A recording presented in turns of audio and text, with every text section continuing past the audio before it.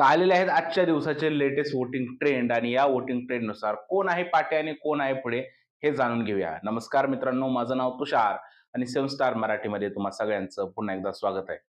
तर वोटिंग ट्रेंडमध्ये एवढा काही बदल होत नाहीये मित्रांनो, कारण यावेळेचे जे नॉमिनेशन आहे ते खूप इझी आहे आणि प्रेक्षकांना हे करेक्ट माहिती आहे कोणाला बाहेर काढायचंय. म्हणून 4थ्या नंबरवरती आहे निखिल आणि त्याला मिळालेले आहेत फक्त 4% वोट. किती?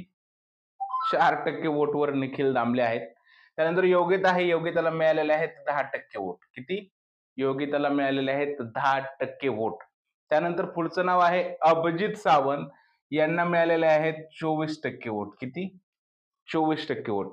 आणि नंबर 1 वरती आहे सूरज चव्हाण. यांना मिळालेले आहेत 62% वोट. सूरजमध्ये आणि या बाकी लोकांमध्ये कॉम्पिटिशनच नाहीये. सूरज 62% वरती आहे.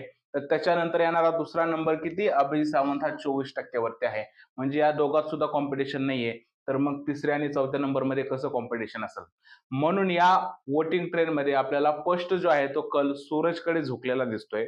सूरज 1 नंबरवरती आहे, अभिजित सावंत 2 नंबरवरती, योगिता 3 आणि निखिल दामले 4 वरती दिसत आहेत. आणि हे पर्सेंटेज बघता कोण जाईल घरातून बाहेर?